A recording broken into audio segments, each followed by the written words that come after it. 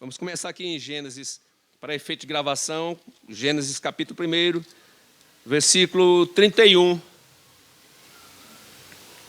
E diz assim o Senhor: E viu Deus tudo quanto tinha feito, e eis que era muito bom. Eu vou repetir, é tão curtinho, né? E viu Deus tudo quanto tinha feito, e eis que era muito bom. Aí a gente olha para o mundo, para o caos, aí a gente pensa assim, alguma coisa está errada. Porque Deus caprichosamente fez todas as coisas, que quase não cabe no tudo aqui. E Ele mesmo, Deus, avaliando a sua criação, a sua obra, Ele olhou, sorriu e disse: é muito bom. Antes dele dizer isso, aos poucos ele foi admirando a sua obra. Por 5 vezes ele olha na criação da terra, das árvores, dos seres vivos. E ele vai dizendo assim, por 5 vezes ele olha, contempla e diz: é bom. Fez Deus isso? É bom. E 5 vezes ele diz: é bom. Depois que ele faz o homem, e que sopra a vida, dá do seu espírito, empresta o seu espírito, aí ele olha e diz: é muito bom. Isso é muito bom. Aí a gente está aqui, algum tempo depois, lutando, contemplando coisas, e a mente busca esse bom de Deus para tudo.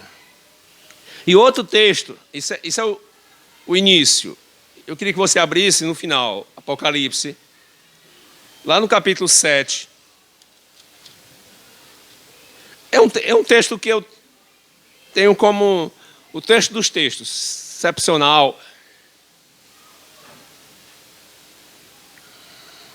E esse aqui eu vou gastá-lo todo. Então vamos lá, Apocalipse 7, a partir do versículo 9. Eu queria que você me acompanhasse em oração e bem querer, porque o Senhor tem milagres para fazer aqui nesta noite. E a gente tem que grudar nele, grudar em Deus. Ele é suave, doce, poderoso. A gente tem que estar percebido. É quando você entra assim numa casa, é recepcionado numa casa, e você vê, percebe que as pessoas estão atentas, estão lhe prestando atenção, lhe dão valor. Então o Espírito Santo está aqui, pronto, para depositar sobre nossa fé aquilo que supre nossas necessidades em todas as áreas. Mas ele precisa de atenção, de percepção.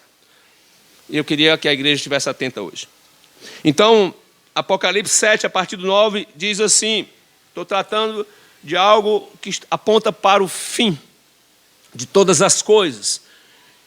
E diz assim: depois destas coisas, olhei, olha Deus olhando de novo, e eis aqui uma multidão, a qual ninguém podia contar, e todas as nações, e tribos, e povos, e línguas, que estavam diante do trono e perante o Cordeiro, trajando vestes brancas e com palmas nas suas mãos. É bem capaz de você estar nessa turma.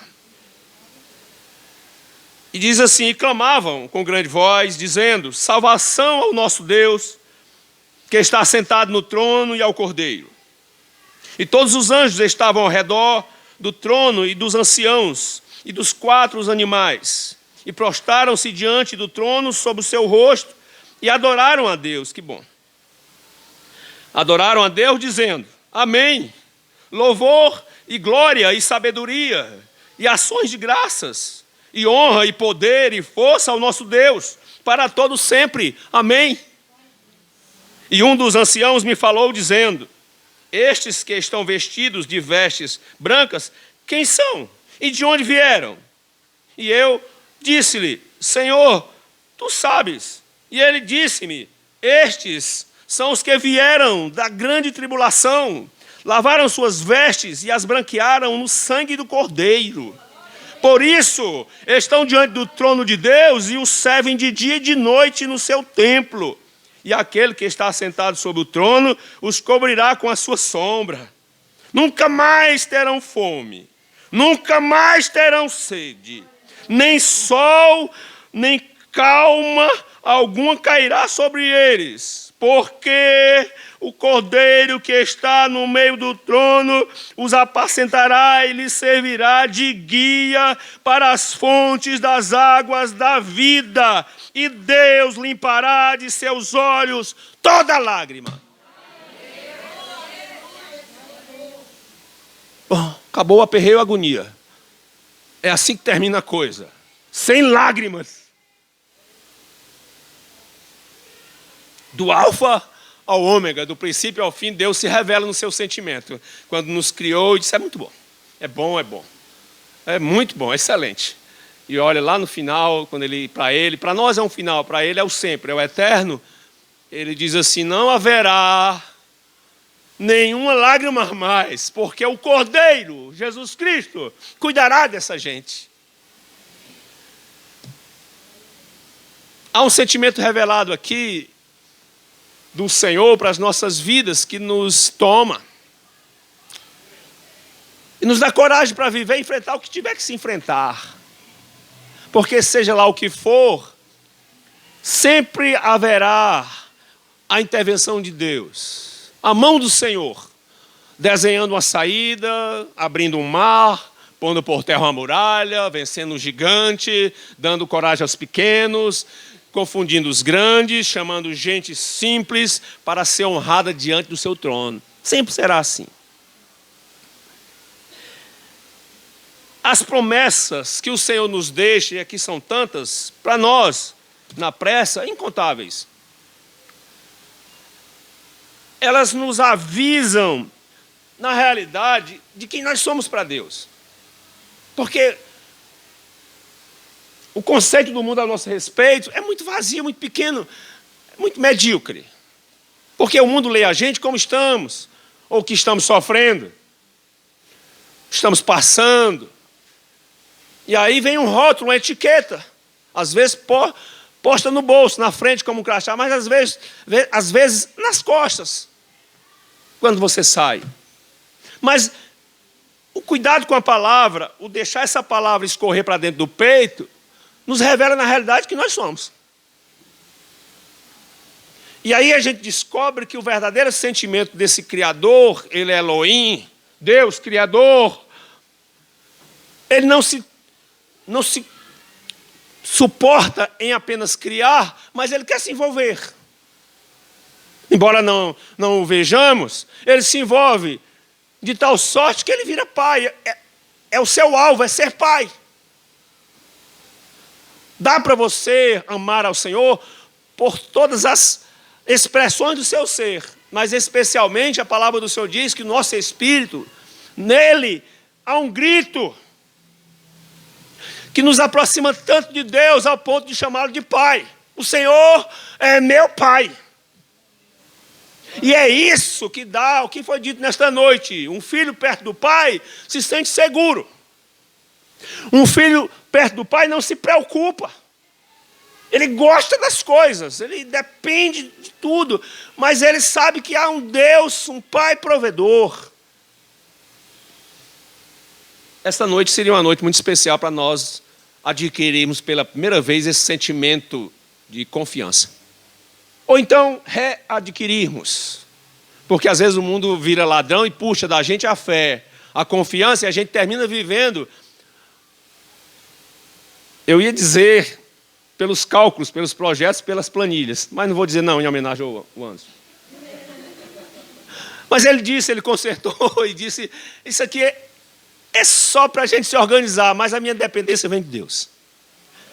Esse sentimento de presença, de cuidado, de zelo, de amor, é que nos faz seres humanos íntegros para fazer a obra que Deus espera. Escute. Quando você sente e percebe no seu peito esse amor de Deus, você nota que algo voltou para você. Porque se o mundo propõe algo que lhe fere, lhe machuca, e é assim mesmo. No sistema do mundo, a vida é rude, é dura, machuca, fere, entristece, abate, oprime. Mas quando você descobre que isso passa, que isso é pouco, que isso é vencível, e que há um Deus poderoso com as mãos sobre tudo isso, aí você adquire de volta uma alegria. E agora a alegria não é mais forjada nos bens, na segurança pontual, naquilo que você pode fazer, nas suas experiências, mas você confia por base num relacionamento próximo, achegado com Deus. Isso lhe dá força para você desenvolver os dons e talentos que Deus pôs dentro de você. Porque não há mais susto nem medo. E se há, eles saem logo. Eles vão embora. E aí você começa, inspirado no Senhor, a fazer aquilo que o Espírito Santo lhe dirige. Sem agonias, não importa a fase. Porque há fases de dificuldade, de luta, de subir, de descer. Mas tudo isso nos faz crescer como obreiros de Deus e como pessoas que vivem em sociedade. Escute. A paz volta. Tem tanta coisa que tira a paz da gente. Grandes, pequenas. Às vezes são reais, às vezes a gente inventa. Às vezes é o inimigo que fala ao ouvido e você acredita e aí vai embora a paz. Mas de repente, quando vem o calor do peito de Deus, João conhece o que é isso, quando ele se aconchegava em Cristo, buscando segurança que não tinha nos outros, e se faz amado dele, e volta aquela paz, a paz que topa tudo, até viver exclusivamente para Deus. Escute, volta o prazer de ser somado, volta o prazer de ser contado como um filho de Deus.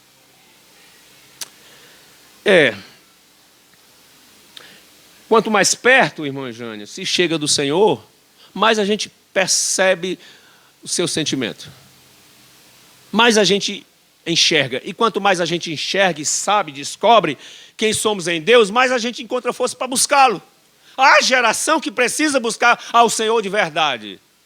Porque a gente busca de uma maneira muito superficial, pela boa música, pela uma certa capacidade de organização que temos. Se você olhar a igreja primitiva e compará-la com a atual, a gente descobre que eles eram mais simples, que não dependiam de muitas coisas, Deus era mais aproximado pelo quebrantamento do coração do que pela ornamentação do templo. Mas a gente descobre isso, e aqui e acolá a gente encontra Deus de verdade. Quanto mais perto, mais se vê. Quanto mais se vê, mais se deseja. Quanto mais deseja, mais se busca. E quanto mais se busca, mais se tem de Deus. Essa é a regra. Inesgotável unção de Deus. Talvez eu esteja falando para pessoas que estão precisando realinhar a vida com Deus. Porque a aparência religiosa foi a coisa que mais o Senhor combateu no seu mister visível, carnal, naquele jovem nazareno. Ele bateu de frente, ele amou e atendeu a todos com um carinho muito especial. Aos religiosos aparentes, que erguiu as mãos nas praças em orações, em alta voz, para que todos vissem que eles eram homens poderosamente espirituais, o Senhor bateu de frente e disse: vocês têm uma casca que é muito bem polida, mas dentro fede. E tudo isso se quebra, se desmancha, essa cria do mundo se desmancha quando a gente se ajoelha na presença do Senhor. Quem sabe nós vamos fazer isso nesta noite. Tudo se dilui. Tudo se desmancha. Quando estamos diante da unção do Senhor, quando se busca de verdade, quando a nossa maquiagem espiritual não dá conta do nosso problema que é forte, nós precisamos de poder vívido de Deus para saltar as muralhas. E a gente encontra isso, não é numa academia, a gente encontra no altar, tocando o altar. Mergulhando num rio. Aqui está um rio. E onde ele passa há muita vida. Onde a palavra chega, muda o coração.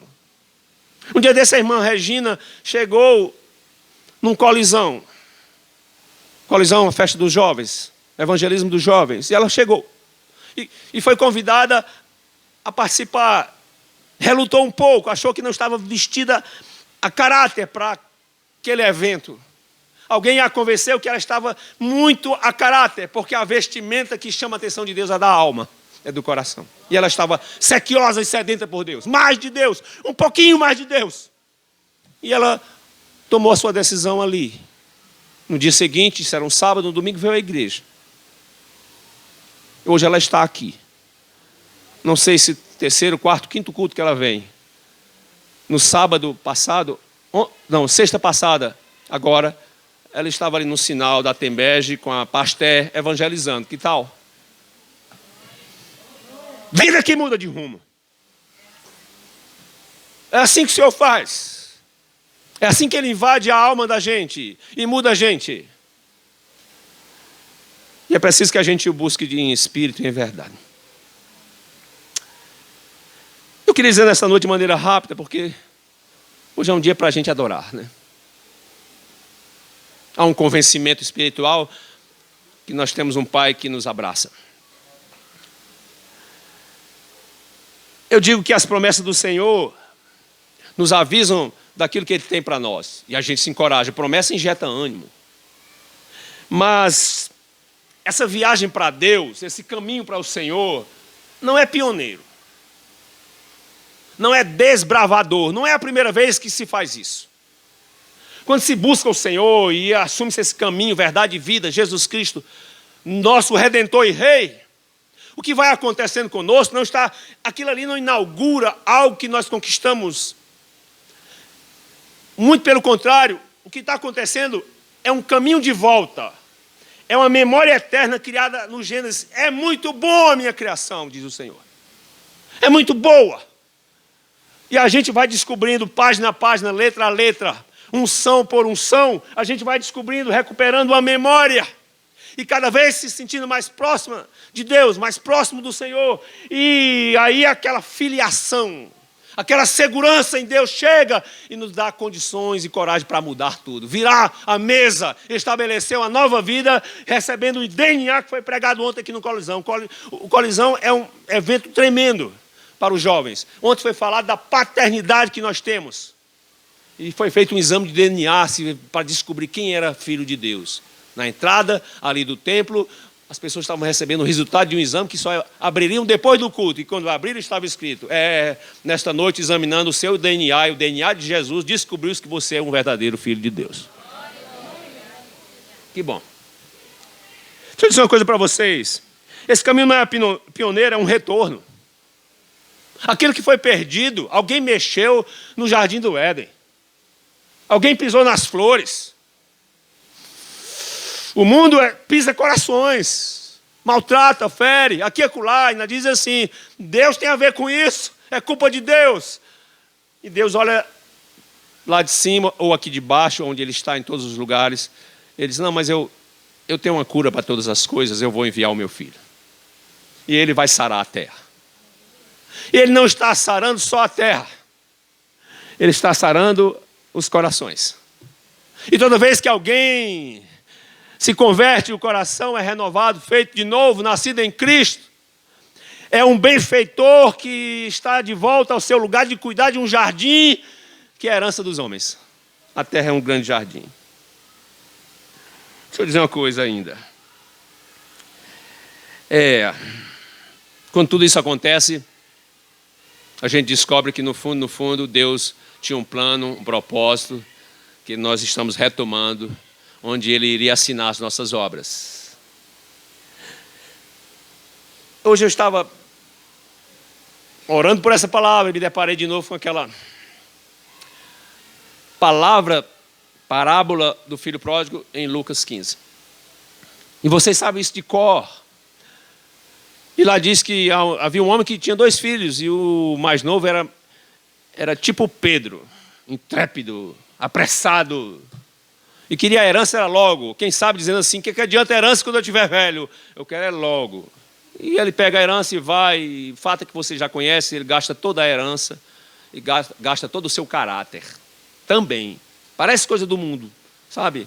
O ter tomando conta do ser, dominando o dinheiro, o poder, dominando sobre os sentimentos. E aí ele vai, se entrega, é influenciado, gasta tudo, perde tudo e termina como cuidador de porcos. Você sabe dessa história? E o que lhe restava era disputar comida com os porcos. E num dia, naquele gesto humilhante, de fome misturada com vontade de comer, ele lembra, memória eterna, a gente lembra o que Deus tem para a gente. E ele lembrou do seu pai, da casa do seu pai, do amor e do carinho que tinha lá. E aí ele faz uma oração poderosa. Que oração poderosa? As palavras foram bonitas? Não. Era um coração arrependido. Que poder, pastor Timóteo, num coração arrependido. Aí ele diz assim: pequei contra meu pai, pequei contra Deus. Eu quero voltar. Eu quero dar um grito hoje aqui, eu quero voltar. Voltar ao primeiro amor, voltar à primeira adoração, voltar ao primeiro mover do Espírito em nossas vidas. Eu quero voltar. Tem gente precisando voltar. E ele resolve voltar. Aí põe na cabeça algo assim: lá, eu não quero mais ser filho, não tenho dignidade para ser filho. Mas eu quero ser apenas tratado como um empregado de meu pai. Porque para o empregado, ele não deixa faltar nada. Olha que visão errada. Essa história de não deixar faltar nada. Comida, bebida, um emprego, um bom carro, um apartamento, um casamento, uma história. Não é suficiente. E ele vai nessa consciência de apenas ser mais um empregado.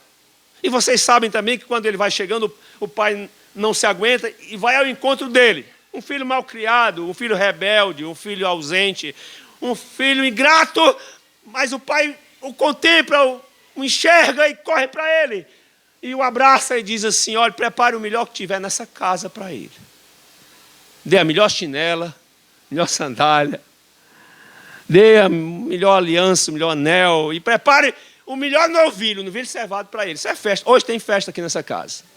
O filho mais velho, vendo aquilo tudo, entra em colapso na sua mente. Como é que pode? Ele sempre fiel, permanente, prefigurando conosco. Estou sempre na igreja. Estou sempre lá. Não falta nada. E o senhor não faz uma festinha para mim? E aí vem ele, esse camarada que perdeu tudo, esse dissoluto, e há uma festa. Aí o pai responde, dizendo assim: filho, é porque esse teu irmão, ele estava morto e ressuscitou. Ele estava perdido e foi achado. Queridos, eu penso que hoje à noite, de sermos achados de novo. Na realidade, você está indo para o céu, não é um caminho inédito, não. Você vai descobrir que você já sabia como é que era cada lugarzinho. Porque você vai recuperar a memória eterna e você vai descobrir que, na realidade, você está voltando para a casa do Pai. Isso aqui é uma passagem, é apenas um jardim para se cuidar. O Senhor fez todas as coisas, tudo que nós precisamos e ainda vivemos disso, a essas custas. Mas Ele entregou um jardim para a gente cuidar. E a gente olha para o jardim e ele está mal cuidado. Mas a igreja tem um papel de recuidar o jardim. E antes de começar a cuidar de jardim, a igreja começa a cuidar, eu digo igreja em parceria com o Espírito Santo, ele começa a cuidar dos jardineiros, que sou eu, que é você. Porque quando muda o coração, muda a atitude das mãos. Quando muda o coração, muda os pensamentos, vira gente de Deus. Quando o Espírito entra, a casa é ocupada pela verdade, pela vida, pela glória de Deus. Aleluia. Escute, vou dar uma apressada. Quando a gente vive como filho, volta a ser filho, a gente é tratado como filho. E esse sentimento de que não somos meros empregados da vida, nós somos filhos de Deus, precisa voltar aos nossos corações, porque aquele que prometeu é fiel para cumprir. Aleluia. A adoração, quando nós praticamos ao voltar para Deus em Cristo Jesus, ela é resgatada. Que habilidade você tem? O Anderson disse que é craque em computação. Você tem uma habilidade linda aí também, ou mais de uma. Mas na realidade o que você faz melhor é adorar a Deus. A sua natureza é de adorador. Você foi feito para isso. Se você recupera isso aos poucos, aos trancos e barrancos, você descobre que Deus tinha preparado um plano, um sonho, um projeto, um propósito para a sua vida. E você vai recuperando a cada palavra, a cada mensagem, a cada profecia, a cada joelho no chão, a cada busca na madrugada, a cada choro. Às vezes a lágrima dura uma noite, mas a alegria vem ao amanhecer. Você descobre que está recuperando uma herança dada por Cristo. Sois herdeiros e co-herdeiros juntamente com Cristo. Aleluia. Estão assentados em regiões celestiais, em lugar especial de contemplar e julgar aquilo que está acontecendo. A palavra do Senhor diz que nele, por ele e para ele são todas as coisas. Ele deixou dentro dessa criação coisas para a gente fazer, vida para se viver, luta para se lutar, batalha para se vencer. Isso é bom demais, porque a gente chega no céu parecido com Cristo, com a cruz vencida, aleluia, com a alma cheia de recreação e prazer, porque maior é aquele que está em nós do que aquele que oprime o mundo. A unção especial aqui. E a vida da gente vira uma oferta agradável a Deus. Eu fico pasmo e contemplando a vida de cada um, as grandes transformações, as lutas e as vitórias. E a gente descobre que a maior oferta da terra é a vida humana. Alguém rendido aos pés do Senhor. Antes, toda oferta e sacrifícios levados ao altar tinham que ser perfeitos. Quando se ofertava e se sacrificava animais para adorar e para perdão de pecados, não podia se levar ao altar nada que fosse defeituoso, era escolhido a dedo. E hoje não mudou nada. As ofertas precisam continuar perfeitas, porque são para um Deus perfeito, que ama de forma perfeita. E eu queria que você pensasse um pouco nisso, porque a oferta, lá no gasofilácio, o que conta para Jesus, para o tesoureiro pode ser as moedas, mas para Jesus não são as moedas contadas, mas são os corações. Você tem que dar, porque a economia do reino de Deus, todo lugar tem uma economia, o país, um estado, um município tem a sua própria economia. O reino de Deus também tem sua economia, que é bancada por dízimo e oferta. Mas a diferença é que não se calcula por volume, se calcula por integridade. Aquilo que você entrega para Deus é a sua vida. A oferta tem que continuar sendo perfeita.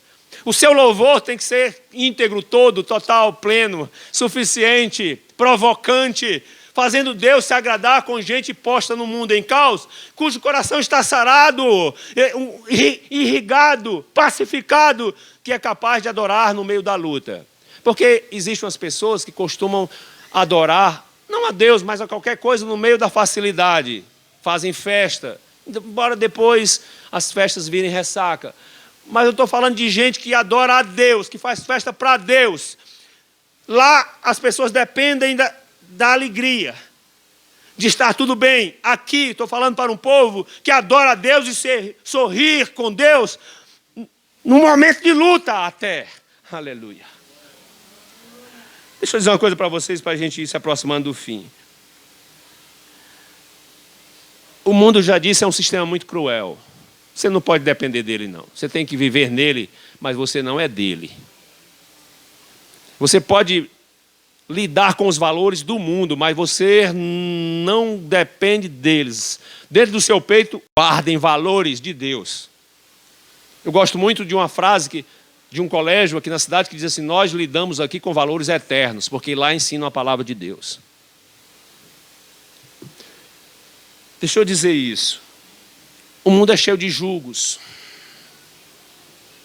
E às vezes muito pesados. Talvez nós, quem sabe todos, precisamos nos livrar de algum jugo. Peso. Jugo é dominação, é domínio, é governo. E isso se manifesta de mil maneiras. Talvez nessa noite seja uma noite de jogar jugos fora.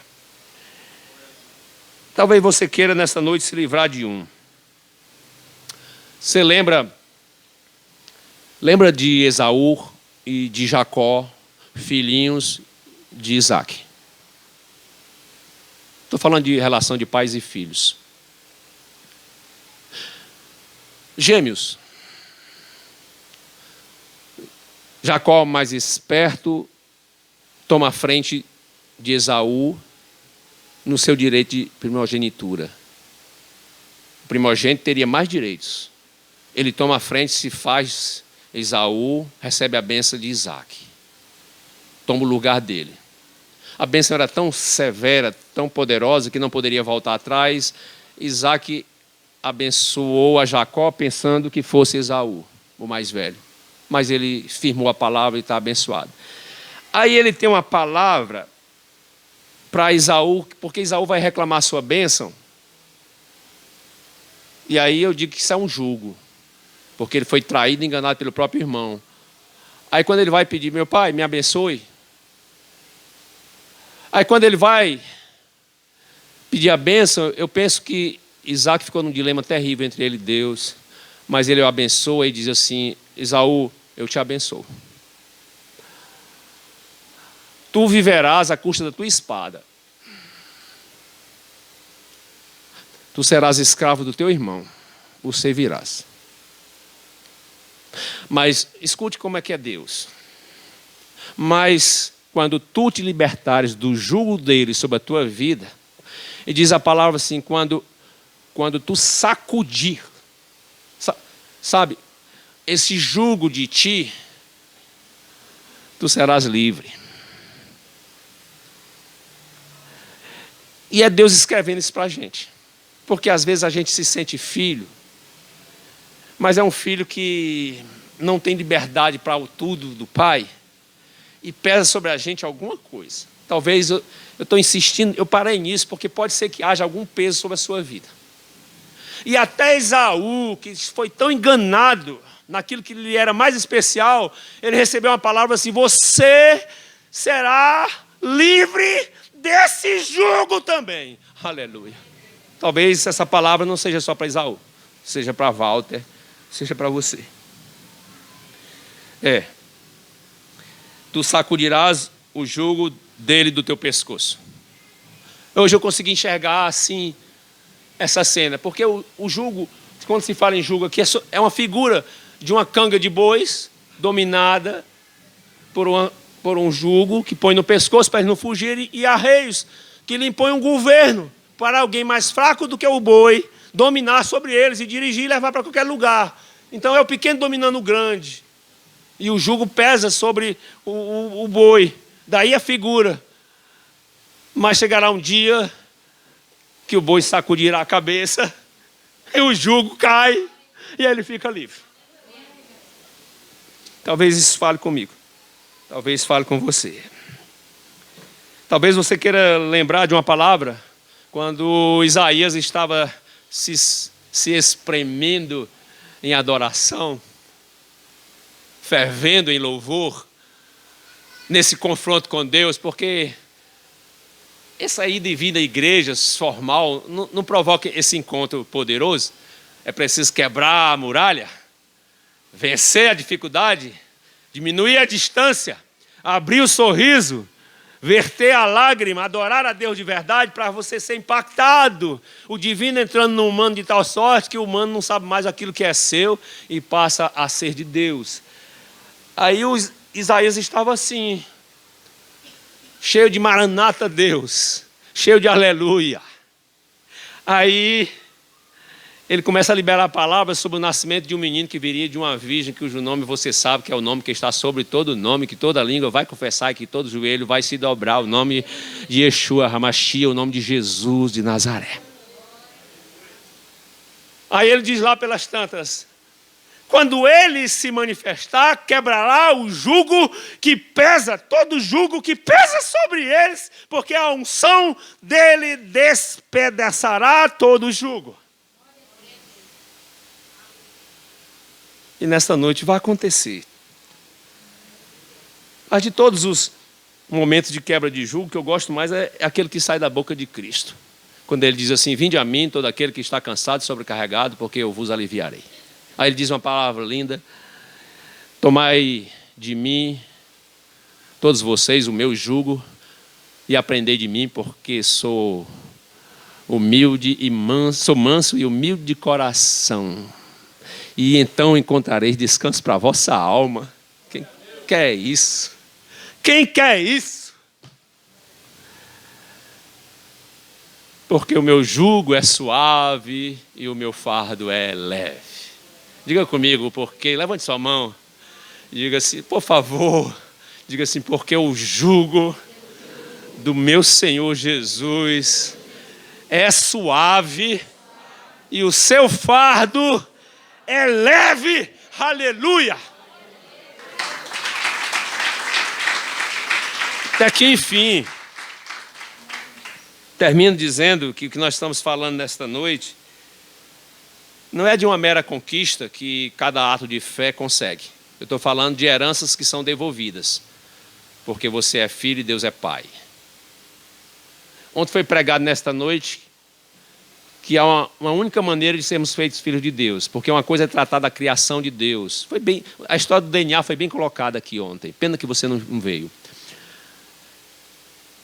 E foi usado o texto que está em João 1,12, que diz, e todo aquele que recebeu a Jesus Cristo como Senhor, foi lhe dado o poder de ser feito filho de Deus. Pronto, recebeu o DNA. Aí Paulo era um sujeito especulativo. Em Romano ele diz assim, todo aquele que é guiado. Jesus, através de João, diz, aquele que recebe a Jesus como Senhor, é filho de Deus. Aí Paulo se acha no direito pelo Espírito de acrescentar e diz assim, todo aquele que for guiado pelo Espírito de Deus é filho de Deus. Aleluia. Acho isso lindo. É uma herança que é devolvida. Herança devolvida. O que você vai conquistar aqui nesta noite, conquistou ontem, vai conquistar amanhã. Os testemunhos não são meras conquistas. São devoluções daquilo que era direito seu. Você não sabia e um dia chegou um oficial de justiça na sua casa e disse, você, filho de Deus, tem uma herança a receber. Quem tem uma herança a receber aqui? Aleluia. A questão é saber quem é. Esses dias eu ouvi a história de um mendigo. Sabe aquelas pessoas que vivem na rua? Que me chamam muito a atenção. E numa dessas incursões da igreja, de encontro a essas pessoas mais sofridas, um ato evangelístico, um sopão da vida, conhecer um rapaz. E ele estava numa situação muito precária, muito faminto, muito desnutrido, muito de corpo e desnutrido principalmente de alma. Sem esperança, porque a alma sem esperança seca, murcha. Nesta noite, quem sabe o Senhor esteja restituindo algo muito poderoso dentro de você. E ele ouviu a palavra depois da sopa. E algo aconteceu com ele, e ele gostou daqueles jovens que foram até ele. E marcaram um encontro e ele voltou. Ele foi. De forma inesperada, ninguém esperava, em um belo dia ele chegou na igreja. Do mesmo jeito, maltrapilho, sujo. Aí fizeram aquilo que toda pessoa cheia do amor de Deus faz. Deram um banho, cortaram o cabelo, tiraram a barba, trocaram de roupa, arranjaram um casaco, botaram as calças novas, um tênis de marca, e ele ficou parecido com você. E ele gostou tanto da igreja que ficou e cresceu, e era uma pessoa muito gentil, uma pessoa muito ativa, uma pessoa muito de Deus, e cresceu e galgou o espaço, colocou talento para fora, que estava escondido lá na rua, afloraram os dons, maravilha do Senhor. Como é que pode? Pode, é apenas um retorno à herança que estava lá, perdida no meio dos barrancos da vida. E ele se torna obreiro, cresce dentro da igreja, vira pastor.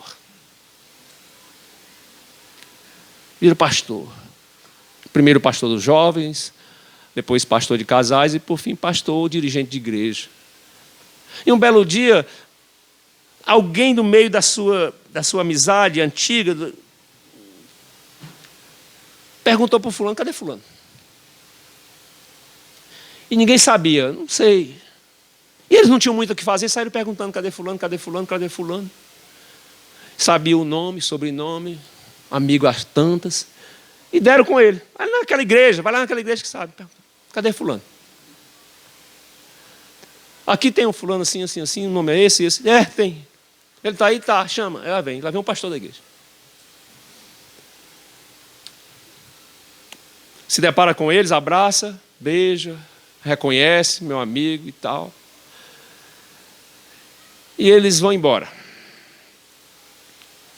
Aí um disse assim para o outro: eu não tive coragem de convidá-lo para voltar para a gente, porque somos nós que temos que voltar para ele, porque ele está em lugar melhor. O que eu quero dizer com isso é que existe uma herança que precisa ser recuperada. Porque esse pastor, ele não era da rua, ele não era mendigo, ele estava lá. Mas Deus tinha um plano para a vida dele, como tem para mim e para a sua.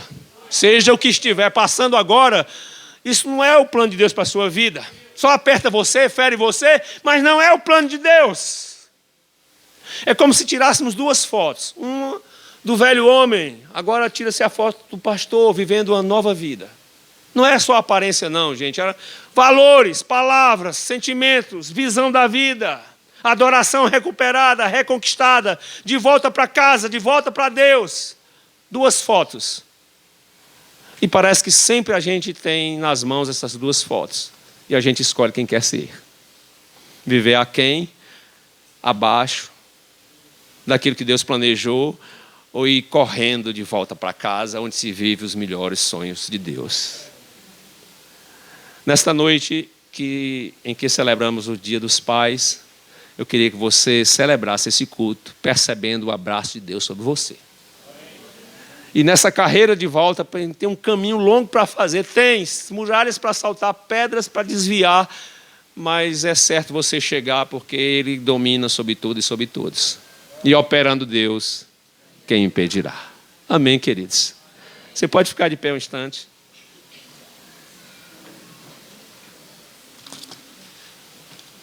Pastor Wesley, em sua homenagem, eu quero muito bem a ele, viu, Célio? 2?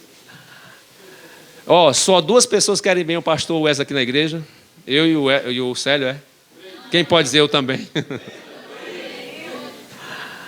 A gente quer bem que dói. Mas essa é para ele. Preste atenção aqui, pastor Wesley. Vou ficar de costas para você. Um belo dia, você está de pé, mas é rapidez. Coisa de pastor mesmo. Né, Zé? Te alegra e canta. Abraão é chamado por Deus. Você pode levantar sua mão assim e sentir Deus lhe chamando? Tem um canto que fala disso. Acho que é a pastora Lidmila Febre que canta assim: eu ouço Deus me chamar. E nesta noite você está ouvindo. Não é não? Abraão ouviu Deus chamando. Pode baixar sua mão. Não teme, viu? Não seja mais forte do que Deus. Abraão ouviu Deus chamar e foi. Isso não é Abraão somente, não é você também. Aí quando ele termina de ouvir Deus falar, ele ergue um altar num lugar chamado Betel. Primeiro altar que ele ergue muitos altares.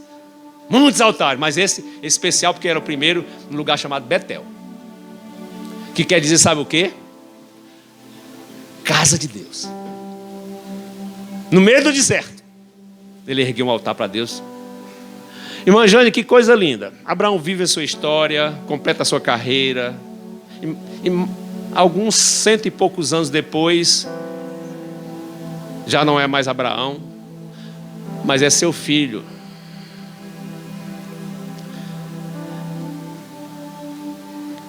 Que vai naquela terra.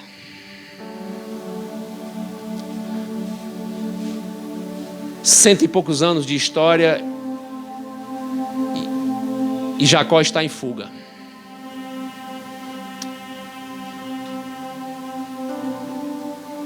Fugindo dele mesmo.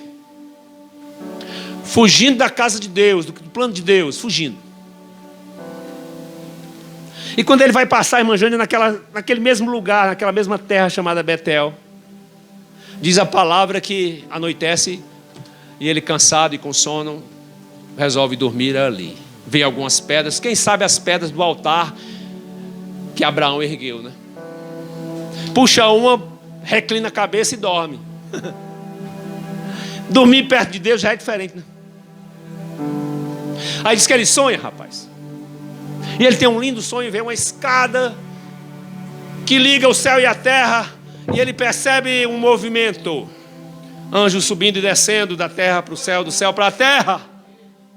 E ele sonha com aquilo. E se assombra e diz: esse lugar é terrível. Esse lugar é sagrado. Esse lugar só pode ser a casa de Deus. Eu estou falando de uma herança, de uma reconquista. Nada por acaso, tudo no plano de Deus. De Abraão para Isaac, de Isaac para Jacó. Deles para vocês. É questão de retomar a herança de volta e conquistando. Lindo testamento. Pegue aí sua Bíblia, pegue. Vale a do celular.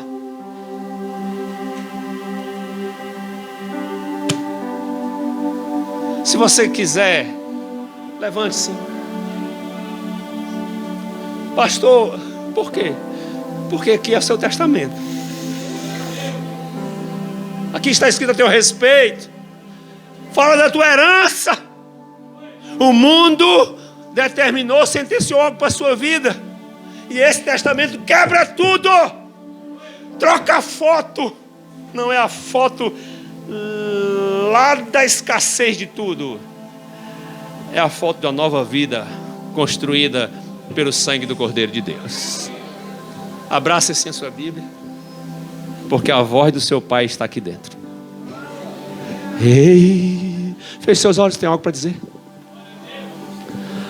Senhor, eu quero te dizer algo de prazer, de alegria, de gratidão, porque não existe em mim alegria maior do que estar aqui.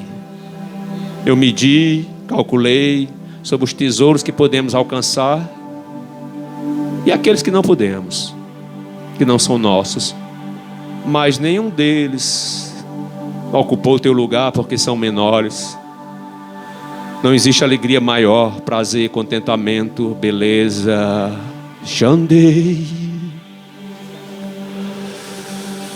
O homem foi feito para estar reclinando a cabeça no teu altar, na pedra do teu altar. Sem isso somos incompletos, feridos.